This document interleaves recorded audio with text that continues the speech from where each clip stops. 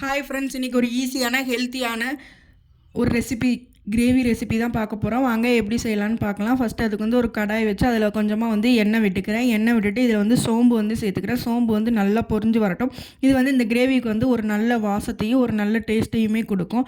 நல்லா பொரிஞ்சு வந்ததுன்னே ஒரு பெரிய வெங்காயம் வந்து நல்லா பொடி பொடியாக அரிஞ்சு இதில் வந்து சேர்த்துக்கிறேன். வெங்காயத்தை நல்லா வதக்கி எடுத்துக்கலாம். வெங்காயம் நல்லா வதங்கின உடனே பூண்டு 2 பல், இஞ்சி வந்து ஒரு துண்டு, அதுக்கப்புறம் ஒரு தக்காளி, இந்த மூணையுமே வந்து நல்லா மிக்சியில் அரைச்சி நான் வந்து எடுத்து வச்சுருக்கேன். அதை வந்து இதில் சேர்த்துக்கிறேன். இஞ்சி பூண்டு விழுதுன்னு தனியாக இருந்தாலும் நம்ம ஆட் பண்ணிக்கலாம். நான் வந்து எப்போயுமே மூணையும் சேர்த்து அரைச்சி எடுத்து ஊற்றிடுவேன். ஸோ இது வந்து நல்லா வதங்கி அந்த தக்காளி இஞ்சி பூண்டு எல்லாமே நல்லா வதங்கி வரட்டும். இஞ்சி பூண்டோட பச்சை வாசனைலாம் போய் நல்லா அந்த தக்காளியுமே சுண்டி பாருங்கள் இந்த மாதிரி வந்துடும். இந்த மாதிரி வந்ததுக்கப்புறம் நம்ம மசாலாலாம் ஆட் பண்ணிக்கலாம். ஒரு ஸ்பூன் வந்து சில்லி பவுடர் ஆட் பண்ணிக்கிறேன்.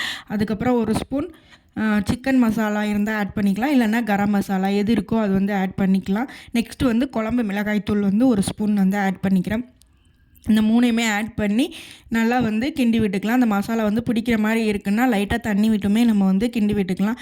நான் வந்து என்ன பண்ணேன்னா அந்த மிக்சியவே தண்ணி ஊற்றி நல்லா கழுவி இதில் வந்து ஊற்றி இப்போ இதை வந்து நல்லா கிண்டி விடலாம். இது லைட்டாக வந்து நல்லா கொதித்து வரட்டும். அதுக்கப்புறம் வந்து நம்ம இதில் வந்து வெஜிடபிள்ஸ் வந்து ஆட் பண்ண போகிறோம். நம்மளுக்கு என்னென்ன வெஜிடபிள்ஸ் தேவையோ எல்லாமே ஆட் பண்ணிக்கலாம். நான் வந்து cauliflower, carrot, beans, potato add பண்ணியிருக்கேன். பட்டாணி இருந்தாலும் இன்னும் ஆட் பண்ணால் சூப்பர் டேஸ்ட்டாக இருக்கும்.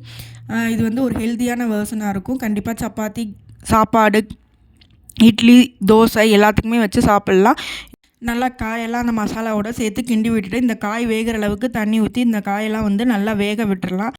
இது கூடவே வந்து நம்ம பன்னீர் சேர்க்கறனாலும் சேர்க்கலாம், நெக்ஸ்ட்டு பட்டாணி சேர்க்கலாம், என்ன வெஜிடபிள் சேர்க்கறனாலும் சேர்த்துக்கலாம். நல்ல ஒரு டேஸ்ட்டாக இருக்கும், ரொம்ப ஹெல்த்தியாகவும் இருக்கும். இப்போ தண்ணி ஊற்றி இந்த காயெல்லாம் வேக விட்டுறலாம்.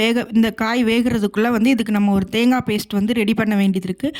அந்த தேங்காய் பேஸ்ட்டை வந்து நம்ம ரெடி பண்ணிடலாம். அதுக்குள்ளே இது வெந்துடும்.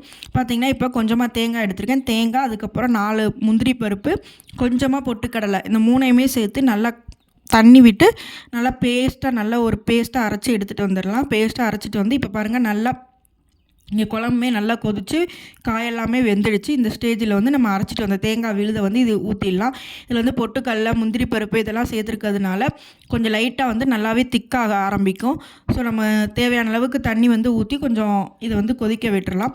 நம்ம முந்திரி பருப்பு சேர்த்துருக்கிறதுனால ஒரு நல்ல ரிச்சான டேஸ்ட்டாகவுமே இருக்கும். இந்த கிரேவி வந்து பார்த்திங்க அப்படின்னா சூப்பராக ரெடி ஆயிடுச்சு. இப்போ வந்து பார்த்திங்கன்னா மல்லித்தலை தூவி இதை நம்ம சப்பாத்தி கூட, சாப்பாடு கூட, தோசை, இட்லி எதில் கூட சர்வ் பண்ணாலுமே சூப்பராக இருக்கும்.